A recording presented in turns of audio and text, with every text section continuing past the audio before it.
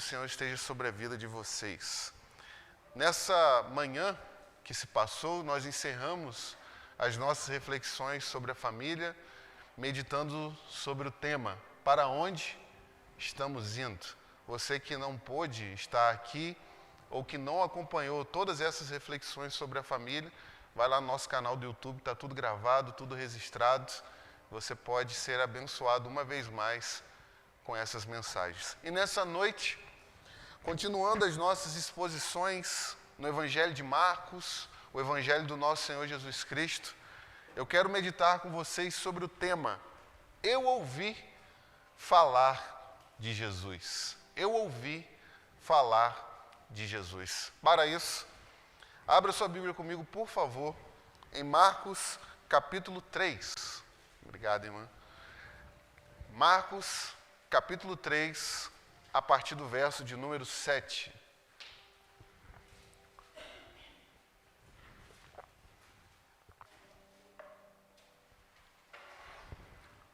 Marcos, capítulo 3,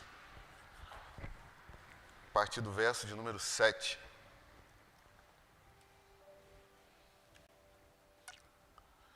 Quem achou, diga amém. Amém. Diz assim a palavra do Senhor. Jesus se retirou com seus discípulos para o mar. Uma grande multidão o seguia. Eram pessoas que tinham vindo da Galileia, da Judéia, de Jerusalém, da Idumeia, do outro lado do Jordão e dos arredores de Tiro e de Sidom, porque ouviam falar das coisas que Jesus fazia. Então recomendou aos seus discípulos que sempre que lhe tivesse pronto um barquinho por causa da multidão, a fim de não o apertarem, pois curava muitas pessoas, de modo que todos os que tinham alguma enfermidade, preste bem atenção, irmãos, se esforçavam para chegar perto, a fim de poderem tocar nele. Também os espíritos imundos, quando o viam, prostravam-se diante dele e gritavam: Você é o Filho de Deus? Mas Jesus lhes advertia severamente que não os expusessem a público. Não feche a sua Bíblia, por favor, e vamos orar mais uma vez. Pai, nós te agradecemos, ó Deus, por tudo aquilo que nós já ouvimos, ó Pai, nessa noite. Obrigado, Senhor, por nos dar a oportunidade, ó Pai, de entoar louvores, ó Pai, ao teu santo nome. Mas agora, ó Pai, estamos diante da tua palavra, sedentos, ó Deus, para que o Senhor fale conosco nessa noite. E nessa hora, ó Deus, nós te pedimos, ó Pai, que todo impedimento, tudo aquilo que tem nos travado, ó Pai, ou qualquer resistência, ó Deus, que nós já colocamos, ó Pai, em nosso coração para ouvir a tua palavra, que caia por terra em nome de Jesus. Que nessa noite seja uma noite de cura, Deus, uma noite de restauração, uma noite de salvação e manifestação do teu poder entre nós, ó Deus. E que a partir de agora haja espírito de iluminação. Dai, meu Deus, autoridade no falar, simplicidade no falar, Deus. Fala, que os teus servos ouvem, em nome de Jesus. Amém. Eu ouvi falar de Jesus. Meus irmãos, é notório para todos nós que estamos presentes nesse lugar, nessa noite, que nós vivemos no tempo dos anúncios e também das propagandas. Qualquer lugar que a gente for hoje, qualquer site que a gente acessar hoje, qualquer aplicativo que a gente utilizar hoje, nós vamos ser bombardeados por propagandas. Porque aqueles que querem anunciar os seus produtos, os seus serviços, o serviço que presta, eles querem deixar claro e notório para as pessoas aquilo que eles estão fazendo. Eles precisam divulgar o seu produto. Qualquer pessoa aqui que, quem sabe, entrar no ramo do comércio, sabe, entende que ela precisa divulgar aquilo que ela está fazendo. Mas quando nós olhamos para o nosso Senhor Jesus Cristo, nós observamos uma postura completamente diferente. Jesus, ele não procurava a publicidade. Jesus não fazia marketing. Jesus não era aquele que saía divulgando para todas as pessoas aquilo que ele estava fazendo. Mas, pasme os irmãos, por mais que ele não fizesse isso, por mais que ele não se dedicasse a expor e deixar claro aquilo que ele estava fazendo, o ministério do nosso Senhor Jesus Cristo, nós estamos acompanhando, a cada dia tem se tornado popular, tem se tornado público. E por mais que esse ministério esteja se tornando público e bastante divulgado, isso tem trazido benefícios para o nosso Senhor Jesus, mas também malefícios. Sabe por quê, meus irmãos? Os líderes religiosos que tanto odiavam aquilo que Jesus estava fazendo, a sua oposição a Jesus estava crescendo. Se nós voltarmos um pouco mais em tudo aquilo que nós já refletimos no Evangelho de Marcos, nós vamos observar que a oposição relacionada à pessoa do nosso Senhor Jesus Cristo começou com tão somente pensamentos que estavam no coração dos escribas e dos fariseus. Mas, de repente, essa oposição que tão somente era pensamentos do coração, ela avança para que esses religiosos começam a falar com os discípulos de Jesus, questionar os discípulos de Jesus. Mas um terceiro passo dessa oposição é que eles agora passam a falar diretamente com Jesus, questioná-lo, por causa das coisas que ele falava, das coisas que ele fazia. Mas o último passo dessa oposição relacionada a Jesus, nós vimos domingo passado, em Marcos capítulo 3, verso de número 6, que aqueles religiosos que estavam se opondo a Jesus tomaram uma decisão drástica na vida deles. Nós precisamos tirar a vida desse homem. Mas a popularidade de Jesus estava também sendo positiva, porque muitas pessoas estavam passando a admirar aquilo que Jesus fazia, as palavras que Jesus proferia. Muitas pessoas estavam tendo a sua vida transformada, o seu pensamento transformado, a sua perspectiva de vida completamente alterada. E diante, meus irmãos, de todas essas verdades introdutórias, a pergunta que eu e você que estamos aqui precisamos responder nessa noite é a seguinte: basta tão somente para nós, entenda isso, igreja, em nome de Jesus, tão somente ouvir falar de Jesus? Diante disso, acompanhe comigo, por favor, a exposição desse texto. E o primeiro ponto da nossa reflexão nessa noite é o seguinte: Jesus era alguém que se retirava de forma estratégica. Note comigo, por favor, uma vez mais, o verso de número 7, que diz para nós que Jesus se retirou com seus discípulos para onde? Para onde, igreja? Para o mar. Jesus sabia aproveitar as oportunidades para se retirar. E o Evangelho de Marcos vai mostrar pelo menos 4 vezes que Jesus se retirou. Jesus, certa vez, se retirou por causa da perseguição. As pessoas estavam o perseguindo e Jesus entendia sabiamente que era o momento de se retirar. De repente, quando a multidão começava a apertar Jesus demais, a procurar Jesus demais, Jesus se retirava para poder orar. Mas Jesus também, muitas das vezes, ele se retirava para poder ter o seu descanso. Por mais que nós saibamos que ele era 100% homem, ou melhor dizendo, 100% Deus, ele também era 100% homem, então precisava descansar.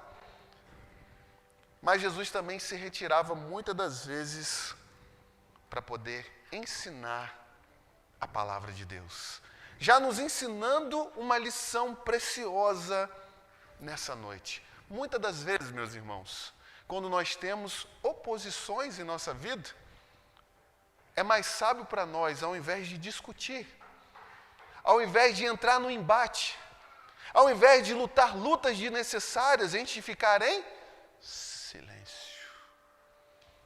Deixar que Deus haja em nosso favor. Deixar que Deus haja em nosso lugar, ao invés de discutir, brigar, tentar provar para as pessoas o nosso valor, a nossa importância e, quem sabe, aquilo que nós estamos fazendo. Há momentos que tão somente nós precisamos ficar em silêncio e deixar Deus agir por nós. Em Juízes capítulo 6, alguns momentos antes da muralha de Jericó cair, Josué, recebido a palavra de Deus, disse para o povo que o povo iria rodear as muralhas durante 6 dias. E no 7º dia existia algo inusitado, que eles deveriam fazer isso em silêncio, com a boca fechada. E no momento certo eles dariam um grito e a muralha ia cair. Talvez muitas muralhas não estão caindo nas nossas vidas porque a gente está falando demais. Talvez muitas dificuldades, empecilhos que se levantam diante de nós ainda não caíram porque nós estamos falando quando deveríamos ficar em silêncio. Jesus ensina uma lição preciosa para nós. Às vezes nós precisamos guardar as nossas palavras e deixar que Deus age em nosso favor. Mas a segunda lição, ou o segundo ponto, melhor dizendo, desse texto, que ele mostra para nós, é uma pergunta.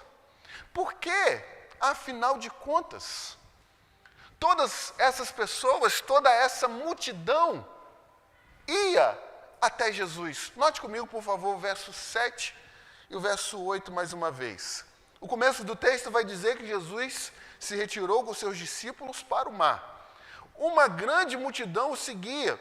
Eram pessoas que tinham vindo da Galiléia, da Judéia, de Jerusalém, da Idumeia, do outro lado do Jordão, dos arredores de Tiro e de Sidom, porque ouviam falar das coisas que Jesus fazia. Muitas pessoas, todas as regiões de Israel, todos os irmãos sabem que quem dominava o mundo naquele período era Roma. E Roma tinha uma característica de que ela dividia o seu espaço dominado através de províncias. Então, todas as províncias próximas a Israel e também dentro de Israel estavam indo para ouvir Jesus, saber quem era esse Jesus. Mas, meus irmãos, muitas pessoas iam até Jesus, preste bem atenção, por causa do testemunho de outras pessoas. Gente, preste atenção, cego estava vendo, mudo estava falando, surdo estava ouvindo, aleijado estava andando, e a notícia começa a percorrer todos os lugares. Então as pessoas iam até Jesus por causa do testemunho de outras pessoas. Isso é positivo? É positivo. Mas pode se tornar negativo também. Sabe por quê? Muitas pessoas hoje, infelizmente, estão levando a sua vida tão somente em ouvir aquilo que Deus faz na vida das outras pessoas. Estão se dando por satisfeito tão somente de ouvir testemunhos daquilo que Deus está fazendo na vida de outras pessoas. Mas a pergunta para nós nessa noite é a seguinte: quando nós vamos parar de ouvir tão somente o testemunho de outras pessoas e vamos ter as nossas próprias experiências com esse Jesus? Quando nós vamos tão somente ficar felizes porque Jesus fez determinada coisa? Eu não estou falando de bens materiais não, meus irmãos. Eu estou falando de experiências com Deus. Quando a gente vai se dar por satisfeito ou finalizar esse processo de tão somente ouvir, como eu fui abençoado. Como lá no passado houve avivamentos maravilhosos. Eu pergunto para vocês, quando vai ser a nossa vez? Quando vai ser o nosso tempo? Quando vai ser a nossa época em que nós vamos experimentar a manifestação de Deus nas nossas vidas, no nosso casamento, na vida dos nossos filhos, na vida daqueles que precisam entregar sua vida para Jesus? Infelizmente, meus irmãos, infelizmente, tem muitos filhos que vivem da experiência espiritual que os pais tiveram. Eles são carregados, como a gente vai dizer, a reboque pela vida espiritual dos pais. Mas entendam bem, em nome de Jesus, quando os nossos filhos vão ter as mesmas experiências espirituais que nós tivemos. Quando nós vamos para Gênesis capítulo 28, verso de número 10. Jacó havia feito aquela trapaça com seu irmão Esaú, no qual ele se disfarçou do seu próprio irmão e recebeu a bênção que era dele, mas o pai entendeu que era para o irmão. E depois de fugir, quando ele sonha, tem aquela experiência da escada, que ligava o céu à terra e os céus à terra e a terra os céus. Deus aparece para ele e vai dizer assim: eu sou o Deus de Abraão, eu sou o Deus de Isaac. E você logo automaticamente pensa assim: eu sou o Deus também de Jacó. Negativo. Eu sou o Deus do seu avô. Eu sou o Deus do seu pai. Mas ainda não sou o seu Deus. Só depois que ele tem uma experiência no Val de Jaboque, é que Deus vai passar a dizer: eu sou o Deus de Abraão, eu sou o Deus de Isaac, e eu sou o Deus de Jacó. Porque eu e você precisamos ter as nossas próprias experiências com Jesus. E essas pessoas iam até Jesus tão somente porque ouviam testemunho de outras pessoas. Mas note comigo também que essa grande multidão que procurava Jesus, no verso 10 vai mostrar para nós, porque eles iam até Jesus, porque esse Jesus era a sua única esperança. Veja comigo o verso 10 mais uma vez. Pois curava muitas pessoas, de modo que todos os que tinham alguma enfermidade se esforçavam para chegar perto dele. Gente, isso aqui é muito precioso. Observe comigo que as pessoas que se esforçavam para, quem sabe, dar um toque só em Jesus, é aqueles que tinham consciência de que tinham uma enfermidade. Meus irmãos, a gente só vai passar a ir até Jesus quando esse Jesus se tornar a nossa única esperança. Só quando nós tomarmos consciência de que, de fato, esse Jesus é a minha esperança, que eu não tenho mais nenhum outro recurso, é que nós vamos até Jesus. Se você notar, o texto está aí no verso 10, as pessoas se esforçavam, davam tudo de si para tocar em Jesus, porque não tinha outra esperança. Quando nós voltamos um pouco mais nesse próprio Evangelho de Marcos, no capítulo 1, no verso 45, um leproso se aproxima de Jesus, nós estudamos aqui. Aquele homem não tinha nenhuma esperança. A lepra já havia corroído todo o seu corpo. Ele estava afastado do culto. Ele estava afastado da sua família. Ele estava afastado do seu trabalho. Ele não tinha absolutamente mais nada. E aquele homem se joga diante de Jesus. Se tu quiseres, eu posso ser limpo. Porque Jesus era a única esperança para aquele homem. Quando nós vamos para o capítulo 2, de repente Jesus está ensinando numa casa, provavelmente a casa de Pedro, e o teto se abre diante da cabeça de Jesus, e um homem aleijado é colocado diante dele. Agora pergunta, por que aqueles 4 amigos fizeram tanto esforço para levar aquele homem diante de Jesus? Porque Jesus era a única esperança deles. para aquele homem, para aquele aleijado. Voltando para nós, talvez eu e você ainda não fomos a Jesus de todo o nosso coração, porque a gente ainda não entendeu a grandeza da nossa enfermidade. Talvez a gente ainda não entendeu a grandeza da nossa necessidade em relação a Jesus.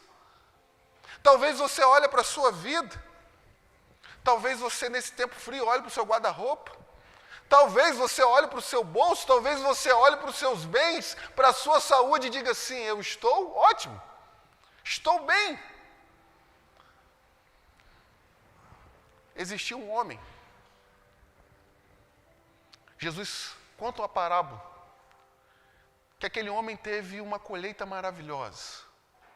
E pensou assim: olha, construirei outro celeiro, ficarei rico e abundante.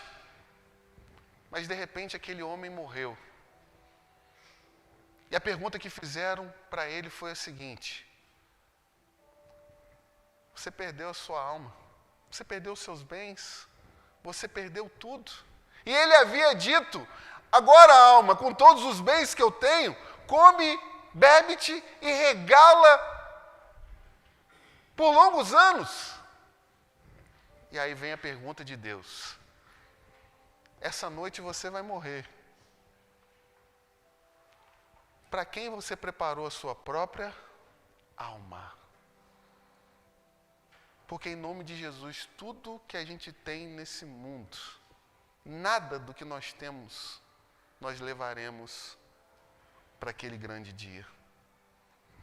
A gente precisa entender o quão enfermo nós somos e assim nos esforçar ao máximo para se agarrar nesse Jesus.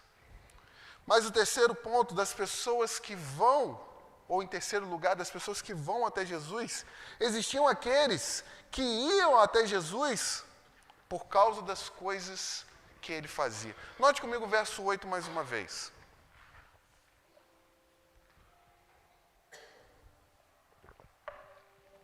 De Jerusalém, da Idumeia, do outro lado do Jordão e dos arredores de Tiro e de Sidom. Essas pessoas vinham, por quê? Porque ouviam falar das coisas. Preste bem atenção nisso, gente. Das coisas que Jesus fazia. Que coisas eram essas? Que esse Jesus tão precioso fazia, que levou as pessoas a andar quilômetros, a sair de um país para o outro, para ficar perto dele, para ouvir a ele, para, quem sabe, ter algo da parte dele. Este Jesus, ele ensinava sobre o reino de Deus. Esse Jesus ensinava coisas que aquelas pessoas até então não ouviam. Aquelas pessoas que achavam que o Messias seria um líder militar, que libertaria o povo de Roma. Jesus chegou falando de um reino completamente diferente da perspectiva deles. Um reino que não passaria, gente. Um reino que não acabaria. Um reino que não teria fim. Mas esse Jesus também, ele ensinava para aquelas pessoas a realidade do juízo final. Porque esse Jesus mostrava para aquelas pessoas que haveria um dia em que Deus julgaria todos. Pretos, brancos, homens e mulheres, capitalistas e marxistas, reis e servos, pessoas inteligentes e pessoas sem nenhum conhecimento, um dia estariam diante do trono de Deus. E as pessoas teriam que dar conta de tudo aquilo que fizeram. Palavras, pensamentos, obras e omissões. Mas esse Jesus curava pessoas. Esse Jesus libertava pessoas. E por causa desses detalhes, essas pessoas saíam de todos os lugares para estar perto de Jesus. Talvez, meus irmãos, o que está faltando para nós, para atrair as pessoas para perto de nós, é a pessoa chamada Jesus Cristo. Entenda isso, igreja, em nome de Jesus. Falo isso com toda a pureza de alma. Onde Jesus estiver, as pessoas vão ir para ouvi-lo. Onde Jesus estiver presente, inevitavelmente as pessoas vão correr de todos os lugares para poder estar perto dele. E a pergunta que fica para nós é: será que Jesus está presente em nossas vidas? Será que nós estamos andando com esse Jesus para que as pessoas sejam atraídas? O terceiro ponto da nossa reflexão, igreja, é de que maneira, preste bem atenção, de que maneira Jesus tratou cada pessoa que foi até ele. Nós observamos que muitas pessoas de vários lugares foram até Jesus, mas qual foi o tipo de tratamento que Jesus deu para cada uma dessas pessoas? E a primeira coisa que a gente pode observar, notar e também citar, é que Jesus não esmagava a cana quebrada. Preste bem atenção, meus irmãos, quantos pecadores iam até ele. Preste bem atenção, quantas pessoas com um passado terrível e quem sabe assombroso se aproximavam dele. Quantas pessoas cheias de necessidades espirituais, emocionais e físicas iam até Jesus. Mas em nenhum momento Jesus expulsou aquelas pessoas de perto dele, porque ele não esmagava a cana quebrada. Gente, coisa difícil é quando a gente se aproxima de pessoas que não têm misericórdia de nós. Coisa difícil é quando a gente se aproxima de alguma pessoa quebrado, precisando de uma ajuda, precisando de um socorro, e aquela pessoa tem tão somente um sermão para nós. Aquela pessoa sabe tão somente dizer palavras e piorar ainda mais a situação no qual a gente chegou. Porque muitas pessoas gostam de pisar ainda mais em quem já está quebrado. Mas esse texto mostra para a gente que Jesus não esmagava aqueles quebrados que se aproximavam dele. Mas esse texto também mostra para nós que Jesus não rejeitava nenhuma pessoa. Em João capítulo 6, verso de número 37, Jesus diz assim: o que vem a mim, de maneira nenhuma eu lançarei fora. Olha isso, gente. Eu quero uma prova cabal, bíblica, histórica, de que um dia Jesus rejeitou alguma pessoa que foi para ele quebrantado. Gente, olhe para os discípulos de Jesus. Jesus não rejeitou Maria Madalena, que tinha 7 demônios. Jesus não rejeitou aquela mulher de João capítulo 8, pega em adultério, quando as pessoas queriam tirar a vida dela. Jesus não rejeitou Mateus, aquele chamado Levi, que era um cobrador de impostos. Agora eu te pergunto, em nome de Jesus, por que Jesus iria rejeitar você? Por que Jesus nessa noite não iria te abraçar? Por que nessa noite ele não receberia você, independente do seu passado, independente dos erros que você cometeu, independente da vida que você levou? Esse Jesus está aqui para você nessa noite. Porque esse é o nosso Jesus. Mas, meus irmãos, em quarto lugar, que nos encoraja nessa noite tão preciosa, a ir a Jesus. E a primeira coisa que nos encoraja a ir a Jesus é o próprio nome dele. Jesus significa Salvador. Quem de nós aqui nessa noite pode dizer que não precisa de um Salvador? Quem de nós aqui pode dizer que não precisa desse Jesus nessa noite? O que nos encoraja aí em Jesus nessa noite também é o seu poder. Em Mateus capítulo 28, verso de número 18, Jesus vai dizer: foi-me dada toda a autoridade nos céus e na terra. Ele não diz alguma autoridade, meia autoridade, ou quem sabe autoridade só nos céus. Ele diz para mim e para você que aquele que nós seguimos, servimos, entregamos a nossa vida tem toda a autoridade. Mas o que nos faz ir até Jesus nessa noite é o seu próprio amor.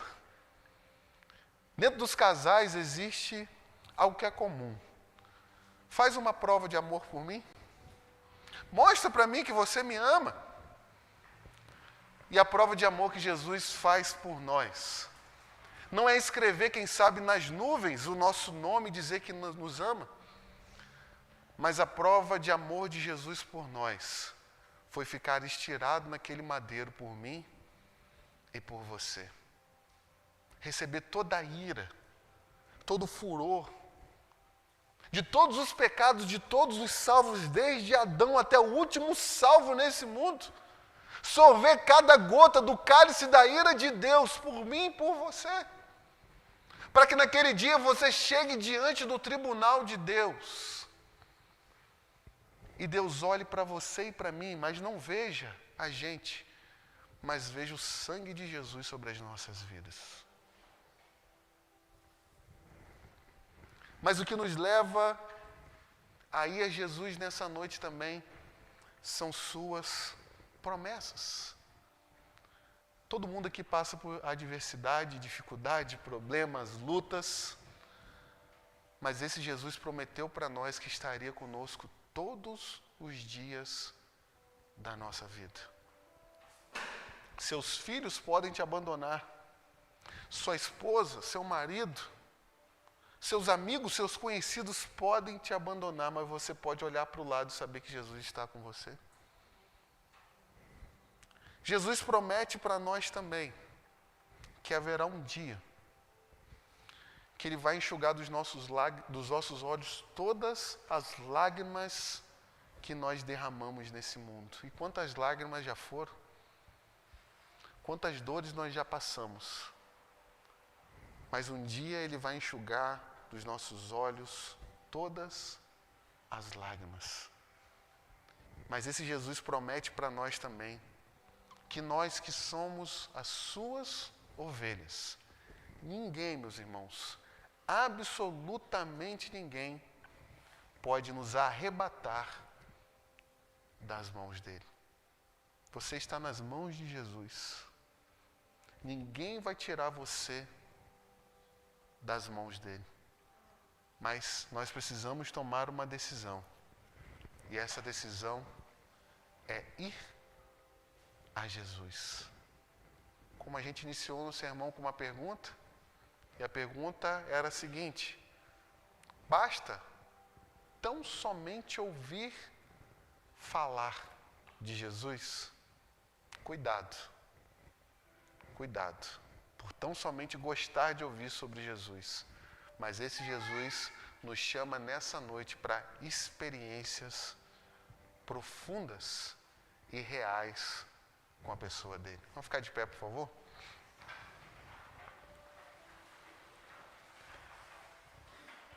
A minha oração nessa noite é uma oração profética, entenda isso, em nome de Jesus.